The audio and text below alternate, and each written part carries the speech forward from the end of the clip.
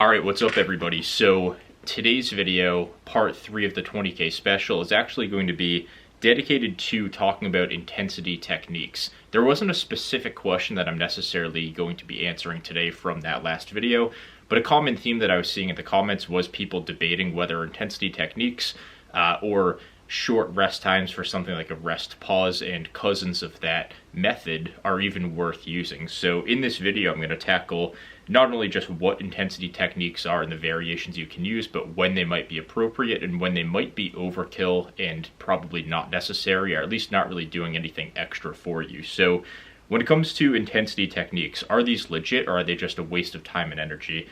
I think it's context dependent. So if we're talking about intensity techniques, these are going to include a few different options. You have rest pause and variations of that. So cluster sets and myoreps are probably a couple things that you've heard of. We've got lengthened partials, which are very hot right now. And then you have cheat reps and mechanical drop sets.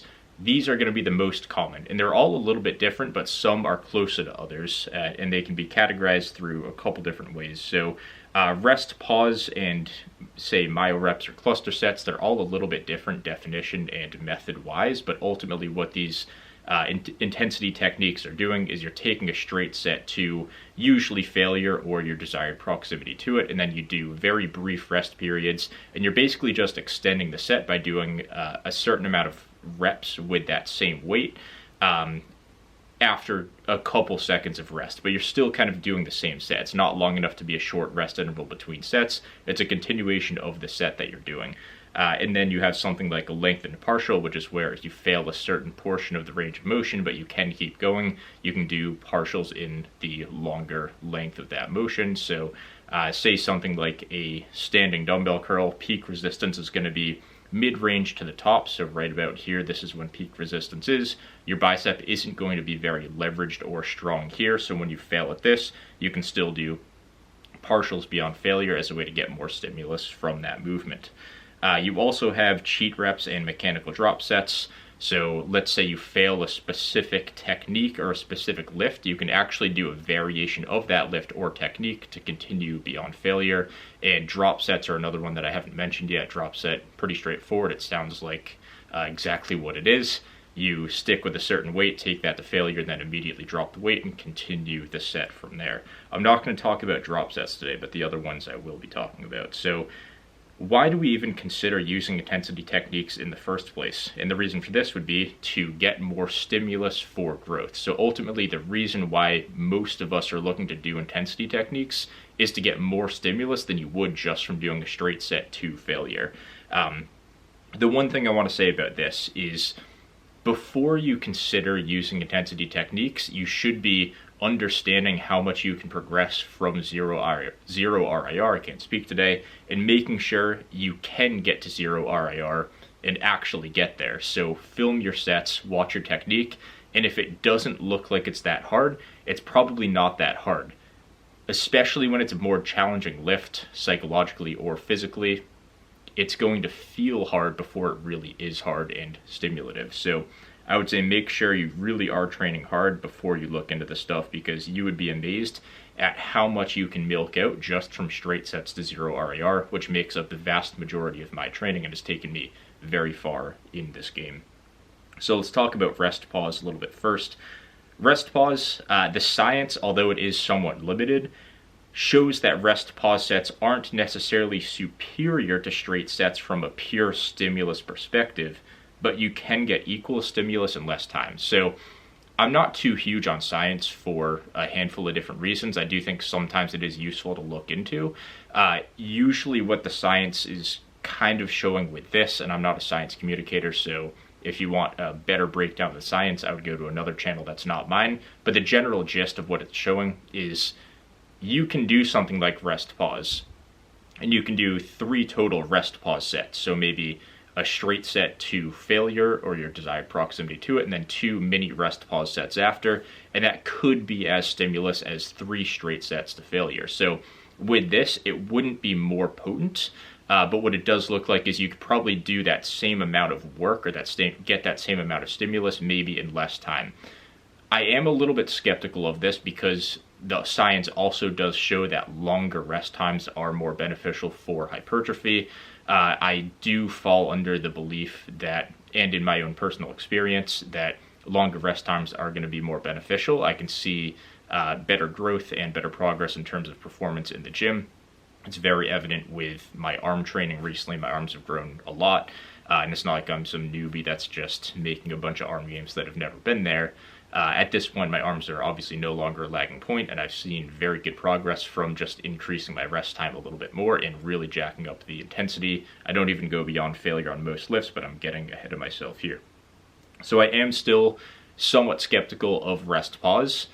I just have a hard time saying that rest pause sets and cluster sets and myoreps could be just as beneficial as that amount of volume in terms of mini sets put into full sets. I am skeptical, but in certain situations, if you do need to be more time efficient for whatever reason, I absolutely do think it's worth experimenting with for sure. That's actually the first thing I would go to. So I'm skeptical, but not enough to write it off entirely. If you're short on time or have other reasons to use them, I would absolutely consider it, and I would not only consider it, I would actually try it. So I would definitely give that a strong consideration. Up next, we have lengthened partials, mechanical drop sets, and cheat reps. So these kind of all fall under the same umbrella, just like you have rest pause with cluster and myo. I would say these are all very useful for lifts that happen to be shortened biased. So what I'm about to say is kind of a gross oversimplification, but generally speaking, muscles are going to be weaker in the shorter positions. The resistance profile of the actual lift will factor into this too. So if you're training a muscle where you're doing a lift that has an even resistance profile, say you're doing a row, for example, let's say you're doing a seated cable row and you're not using any cheat or anything, you're just doing a straight set with strict form. So since it's on a cable and the weight moves vertically, it's an even, smooth resistance profile. It doesn't bias any part of the range of motion. When you start pulling, as you get closer, resistance increases because the distance from your shoulder to your elbow increases. So this elbow, your upper arm, will be perpendicular to the actual resistance, which is going this way. So 90 degrees is when that would be peak resistance.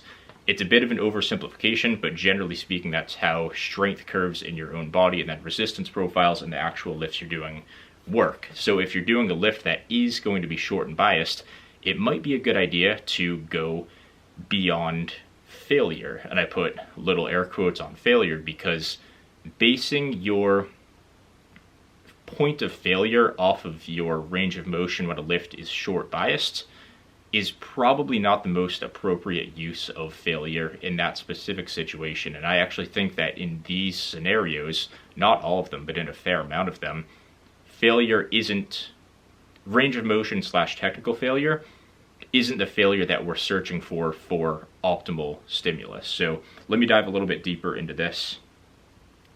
When it comes to these intensity techniques, so lengthened partials, mechanical drop sets, and cheat reps, it's largely lift dependent. So lengthened bias lifts to 0 RIR can take you to a point where you're tapped out and need to rest to do any stimulative work. So if you're doing a lift that's lengthened biased, just take the inverse of a row. So maybe you're doing a chest press, for example.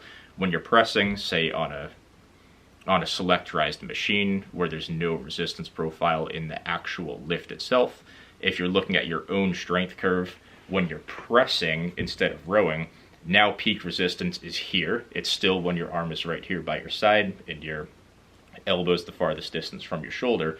But now since you're pushing, that's when the chest is in a lengthened position versus when your back would be in a more short position. So in this situation, going to 0 RIR when the lift is either lengthened biased or you're training your muscle in a lengthened position, in the vast majority of these cases, just going to 0 RIR and sometimes failure, sometimes even 1 or 2 reps in reserve is all you need, and any more than that, you're just fried.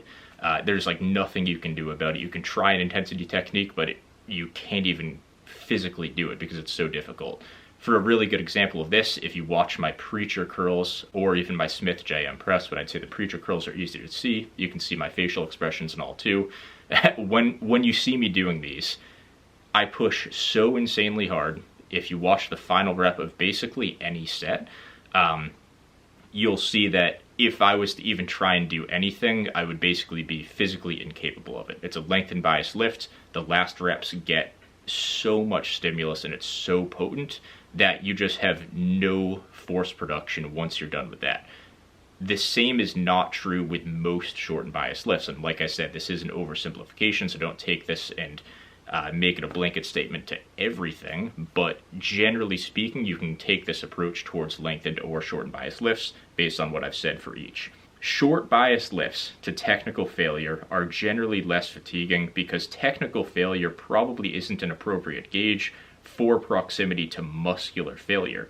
Muscular failure or momentary muscular failure, another gray area term, but generally speaking, it's that point where you kind of have to tap out, where your mind wants to go, but your body just can't. A lot of people will think they hit this before they do because they don't train hard enough and they don't have the mindset for it.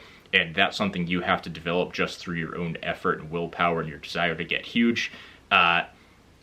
If you're still in this boat, this doesn't apply to you as much, but for the guys that are watching this that do know how to train hard and push yourself, and your training resembles what someone like myself or a lot of the other natural content creators or top natural lifters train like, then you can kind of take this more into account. So muscular failure will be closely linked with technical failure on lengthened bias lifts, but technical failure is generally reached before muscular failure on short bias lifts. So muscular failure, you can't tell when you're at it, but instinctively you kind of can if you have experience lifting, or at least when you're at roughly that point. Technically speaking, it's a nightmare to try and figure out. The science guys will tell you you don't know when you're at muscular failure because we can't even define what that is. There's some truth to it, but I think practically speaking, you have to use that as an actual gauge because that is your determination of how hard you pushed. So to summarize this up, lengthened bias lifts to 0 RIR, where the resistance profile or just your own strength curve makes the lift a bit more biased towards a longer length. Those to 0 RIR should be totally fine, and you can do a lot of damage, no pun intended, with just training to 0 RIR, or even leaving 1, maybe 2 reps in the tank if it is, say, an RDL or something along the lines of that. Short bias lifts, you do want to usually probably push past failure. It's a loose recommendation because it is context dependent again. But if it is a shortened bias lift, using something like a mechanical drop set or even sheet reps, but I would probably opt mostly for lengthened partials.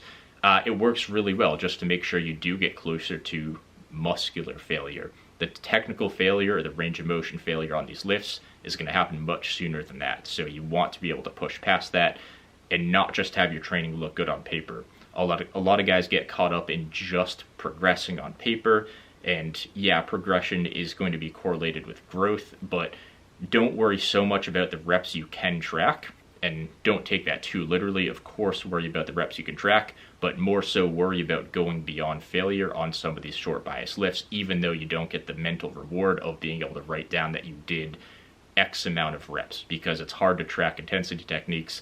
I don't even recommend doing it. What I'd say is, if you do use an intensity technique, if you are logging your training, I would just write the amount of full range of motion reps that you got and just put a plus next to it. If you do a few cheat reps, let's say you do 9 clean rows and then 5 cheat reps or 6 cheat reps or whatever, I would just write 9 plus. Don't even bother tracking the cheat reps or the partials that you get. Just make sure you do it and just focus on pushing hard and you should be good. So with that said, I'm trying to keep this video short. If you guys have any questions on that, let me know. And per usual, I'm going to do a couple more of these for this week. If you have any questions that you want to see answered in a Q&A video like this, let me know and I'll consider it. Thanks for watching. See you guys in the next one.